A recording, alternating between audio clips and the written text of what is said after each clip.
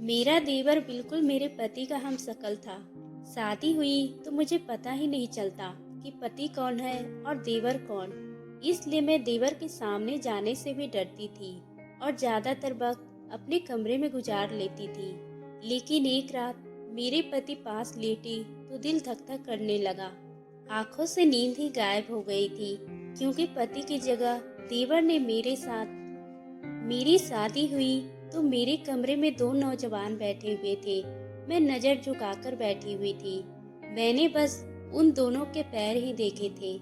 मुझे हैरत हुई थी कि मेरे पति के पास दूसरा कौन हो सकता है, वह भी रात के इस वक्त। मैंने जैसे ही नजर ऊपर की ओर देखा, मेरे होश उड़ गए। दोनों की शक्ल एक जैसी थी, जरा सा भी फर्क नहीं था।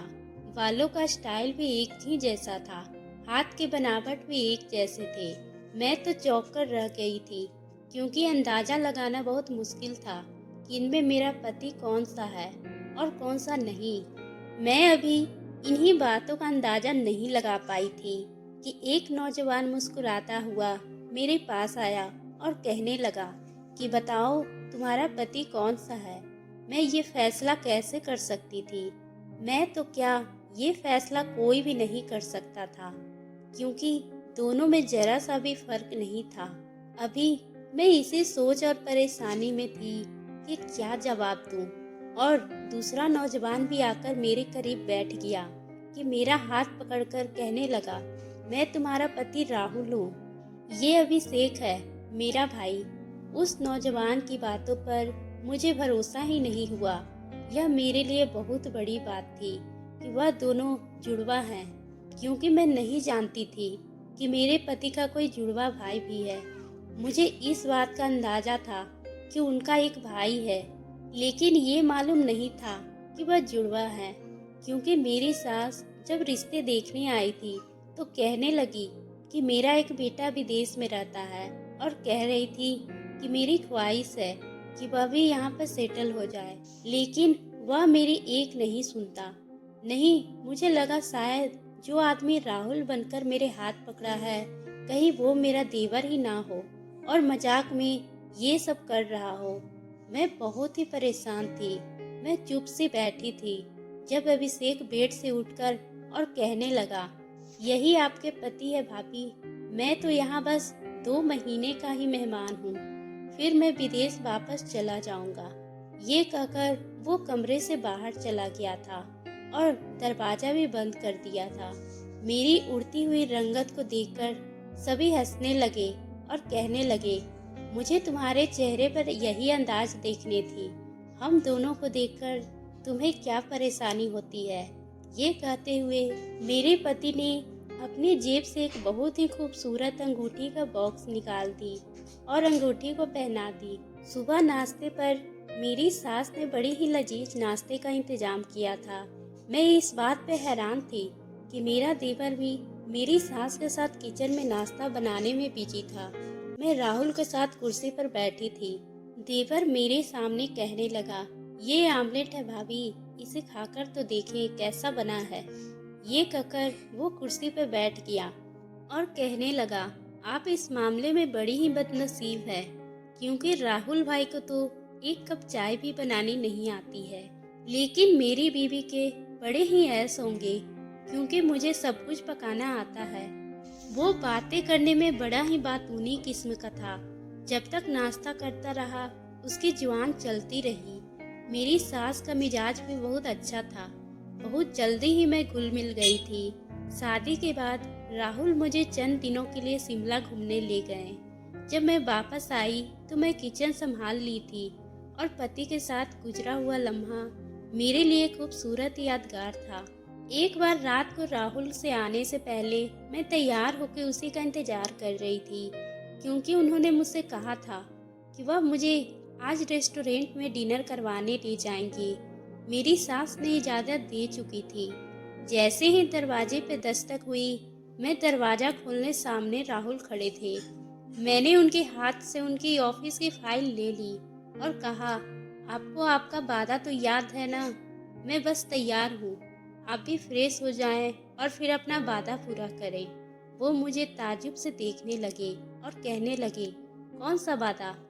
मैंने उन्हें घूर कर देखा तो मैंने कहा, बहाने बनाने की कोशिश मत करें। आपने सुबह खुद कहा था कि आप मुझे बाहर डिनर करवाने ले जाएंगे। ये सुनकर वो मुस्कुराने लगे और कहने लगे, मैंने कभी इनकार किया है? इसके बाद वो कहने लगे, चलो अभी चलो मेरे साथ, ये ना हो कि मेरा इरादा ही बदल जाए। मैंने कहा, आप अभी ऑफिस से आए हैं, कम से कम एक कप चाय तो पी लो। लेकिन राहुल को शायद ज़्यादा ही जल्दी थी। उन्होंने मेरा हाथ पकड़कर मुझे बाहर ले गए। एक खूबसूरत से रेस्टोरेंट में हमने खाना भी खाया, मुझे आइसक्रीम भी खिलाई और फिर वापस घर ले आए। जैसे ही मैं घर में दाखिल हुई, सामने मेरी सास और साथ में अभिषेक बैठा था। मुझे देखकर मुस्कुरा रहा था, लेकिन मैं उसको मुस्कुराने की वजह नहीं जान पा रही थी। उसके बाद राहुल का जोर से हंसना हुआ और वो हंसते हुए मेरी सास के पास जाकर बैठ गया। तभी राहुल ने जोरदार थपकी उसके कंधे पर, कहने लगे, शर्म नहीं आ रही? अगर तुम मेरे हमशक्ल हो तो इसका ये मतलब नहीं कि मेरी बीवी के साथ कहीं भी चले जाओ। ये सुनकर मुझे हैरियत से शर्म से डूब गई थी। इसके बाद अभी डिनर करके आई थी, वो मेरा पति नहीं बल्कि मेरा देवर अभिषेक था। लेकिन उसने तो मुझे जरा सा भी शक होने नहीं दिया कि वह राहुल नहीं है। मैं अब राहुल की तरफ देखी तो वो हंसकर कहने लगा, बड़ी भुलक्कड़ बीवी पाई है मैंने, इसे तो जरा भी शक नहीं हुआ कि मैं इसका पति नहीं बल्कि देवर के साथ डिनर के लिए गई है।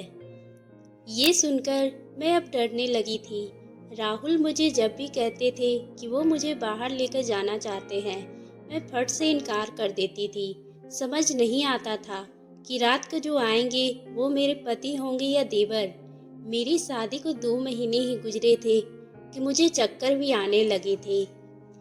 मेरी सास मुझे अस्पताल ले गई तो मुझे डॉक्टर ने खुशखबरी सुनाई। मैं बयां नहीं कर सकती थी कि मैं माँ बनने वाली थी।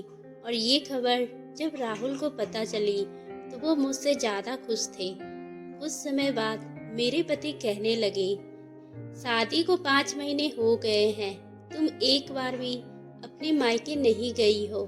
कुछ दिन मायके में रहोगी तो तुम्हें खुशी होगी। मैं मायके चली गई।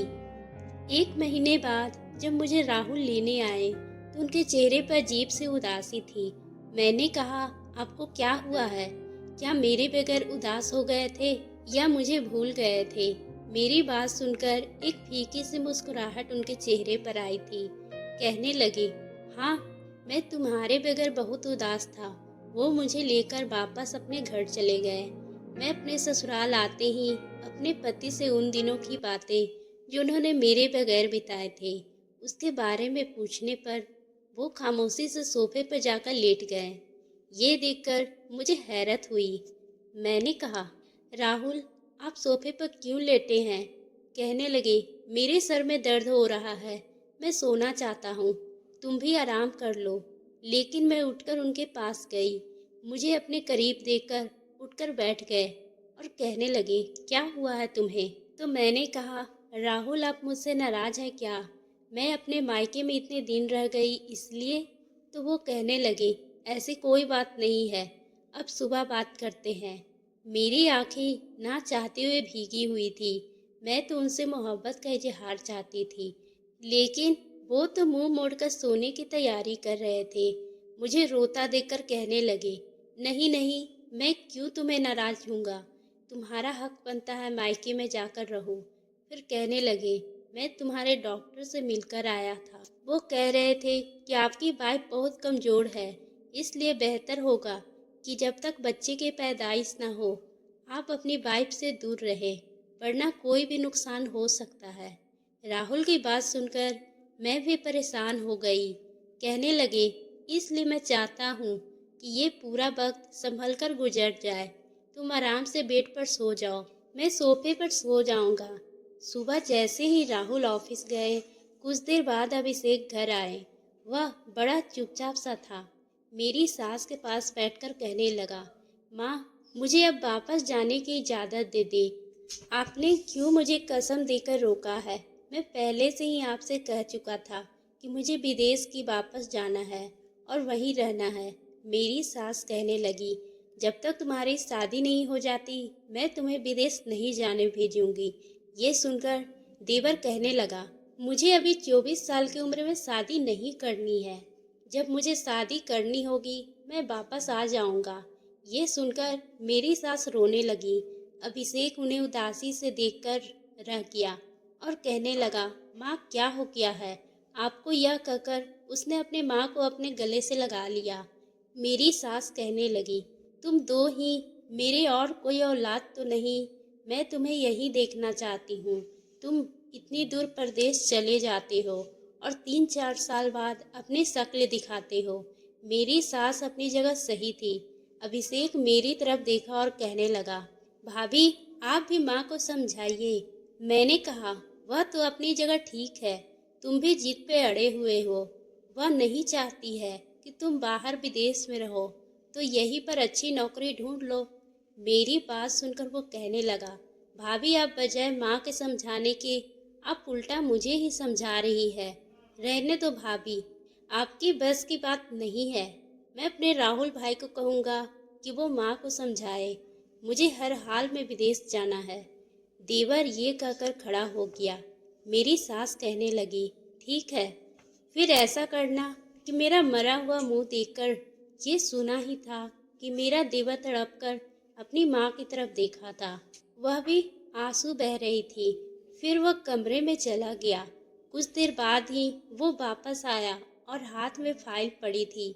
मेरी सास गुस्से से पूछने लगी, यह किस चीज़ की फाइल है? तुम बाज नहीं आ रहे हो? तुम जाने की तैयारी कर रहे हो? मेरी सास ने तेज गुस्से से आकर पूछने लगी, नहीं माँ, मैं यहाँ नौकरी ढूंढने लगा हूँ। आप नहीं चाहती है इसलिए मैं नहीं जा रहा हूँ। ये सुनकर मेरी सास को सुकून हुआ था। रात को राहुल ने अपना तकिया उठाया और सोफे पर जाने लगे। मैं उनका हाथ थाम लिया। मैंने कहा, यहाँ बैठे मेरे पास, मुझे आपसे कुछ बात करनी है। वह मेरे पास बैठ गए। मैंने कहा कि कुछ महीने ही रह गए हैं नए मेहमान के आने में, हमें चाहिए कि अब बच्चे की शॉपिंग करें। ये कहकर मेरे राहुल के कंधे पर अपना सर रख दिया। लेकिन मुझे उम्मीद नहीं थी कि एक झटके में वो मुझे पीछे हट गए थे। उनकी हरकत देखकर मैं हैरान हो गई थी। मैंने कहा, आपको क्या हुआ है? कहने लगे, कुछ नहीं, मैं तुम्हें पैसे दे दूंगा, तुम जो चाहे सामान खरीद लेना। लेकिन आजकल मैं ऑफिस के काम से बिजी हूँ, इसलिए मैं तुम्हारे साथ नहीं जा सकती। सुबह मैं कुछ देर से उठी थी। मैंने देखा कि राहुल ऑफिस जा चुके थे। जब से मैं प्रेग्नेंट हुई थी, राहुल मुझे कोई भी काम नहीं करने देते थे और ऑफिस भी खुद ही चले जाते थे। मेरा बहुत ख्याल भी रखते थे। दोपहर के टाइम देवर घर पर आए तो कहने लगे, मुझे नौकरी मिल गई है। सुनते ही मेरी सास खुश हो गई। देवर के सर पे हाथ रखा और बहुत सारी दुआएं दी। फिर मुझसे कहने लगी, बस जल्दी से अपनी देवरानी ढूंढो, इसी महीने इसकी शादी कर दूंगी। ये सुना ही था कि देवर तो गुस्से में आ गया और कहने लगा, मुझे कोई शादी नहीं करनी है, समझी आप? अगर आपने कोई बात की या कोशिश की तो मैं वापस विदेश चला जाऊंगा। आप भले ही नाराज होते रहे। मुझे लगा शायद विदेश में किसी लड़की को पसंद करता है, तभी इतने गुस्से में ये बात कर रहा है। मैंने सोचा मुझे उससे पूछना चाहिए, इसलिए शाम को चाय बनाकर मैं उसके कमरे में गई। मुझे देखकर वो बैठकर कहने लगा, भाभी यहाँ आने की क्या ज़रूरत थी? मैं खुद बाहर आ जाता। अपना ख्याल रखा करे। मेरे लिए चाय ला रही है? मैंने कहा, कोई बात नहीं, ये कोई बड़ा काम नहीं है। यह कहकर मैं उसकी बेड पे उसके पास बैठ गई तो उसने कहा, क्या बात है? मैंने कहा, एक बात पूछूं, सच बताओगे? क्या विदेश में तुम्हें कोई लड़की पसंद है जो तुम यहाँ शादी नहीं करना चाहते हो? मेरी बात सुनकर वो कुछ देर चुप रहा और मुझे देखकर कहने लगा, हाँ, मुझे एक लड़की पसंद है और मैं उससे शादी करना चाहता हूँ। मैंने कहा, अच्छा। ये सुनकर मैं मुस्कुराने लगी। मैंने कहा, ठीक है, मैं माँ से उसे लड़की के लिए राजी कर लेती हूँ। कहने लगा, वो लड़की कभी यहाँ पर नहीं आएगी, इसलिए आप माँ को राजी मत करो, मुझे यहाँ से जाने दे। ये सुनकर मैं भी परेशान हो गई थी, क्योंकि माँ तो इस बात पे राजी ही नहीं होती। 4 महीने बाद मैंने एक बेटे को जन्म दिया। मैं बहुत खुश थी। मेरी सास तो अपने पोते को देखकर बहुत ही खुश थी, लेकिन राहुल बहुत खामोश था। बार बार बच्चे को देख रहा था और फिर नजरें हटा लेता। मेरा बेटा 2 महीने का हो चुका था। मैंने ये बात नोट की थी। अब भी राहुल सोफे पर ही सोते थे और कहते थे कि अगर मैं बेड पे सोऊंगा तो मेरा बेटा डिस्टर्ब हो जाएगा। लेकिन मेरा सब्र जवाब दे दिया था। मैं राहुल से कहा कि आप मेरे साथ सोएंगे बेड पर, मैं कुछ नहीं जानती। ये सुनकर उनके चेहरे की रंगत बदल गई। मैं उनका हाथ पकड़कर मैंने कहा, अब आपके पास कोई भी बहाना नहीं है, आप क्यों मुझसे दूर रहते हैं। उन्होंने जब मेरे हाथ से अपना हाथ अलग किया, तब आंसू उनकी आंखों से बहने लगे और कहने लगे, मैं सब्र करके थक चुका हूँ। मैं तो समझ नहीं पा रही थी कि वह ऐसा क्यों कह रहे थे। कहने लगे कि मैं आपका पति राहुल नहीं हूँ, मैं अभिषेक हूँ। ये सुनकर मेरा तो दिल बैठने लगा था। इतना बड़ा मजाक ये सब कैसे मेरे साथ कर सकते हैं। और रात के इस वक्त राहुल ने इसे इजाज़त कैसे दे दी थी कि वह मेरे कमरे में आए। मैंने कहा, तुम्हें शर्म नहीं आई? इस वक्त मेरे कमरे में क्या कर रहे हो? राहुल से अब मैं बात नहीं करूँगी।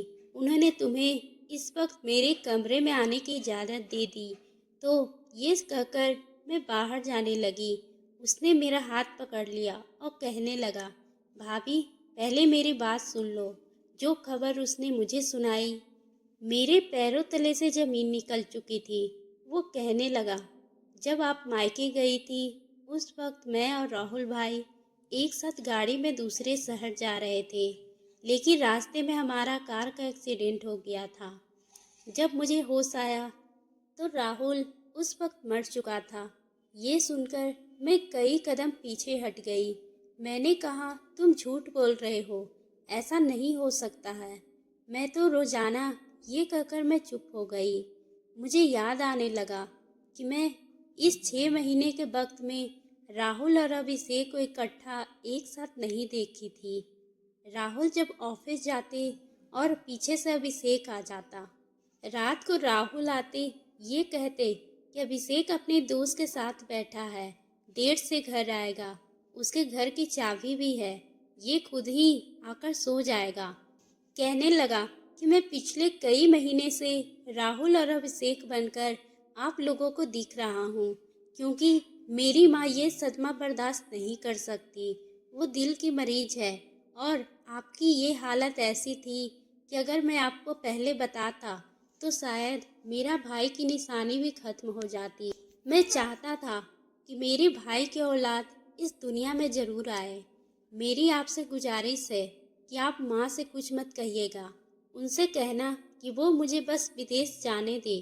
अभिषेक बनकर वापस विदेश चला जाऊंगा और वापस राहुल बनकर हमेशा के लिए इस घर में रहूंगा।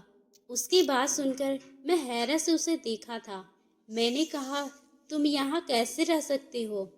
कहने लगा, मैं आपसे शादी कर लूँगा, लेकिन ये शादी मेरी माँ की नज़र में नहीं आनी चाहिए। उन्हें हमेशा यही लगना चाहिए कि मैं ही राहुल हूँ और आपको भी अकेला नहीं छोड़ सकता, ना ही अपने भतीजे को बेसहारा छोड़ सकता हूँ।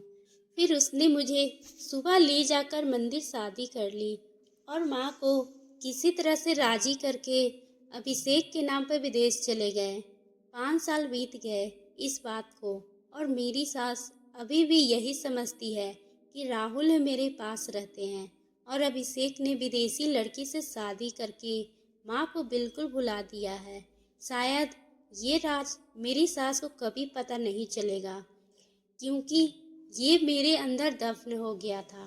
तो दोस्तों, आपको ये कहानी कैसी लगी? अगर पसंद आई हो तो आप हमारे चैनल को सब्सक्राइब करना ना भूलें।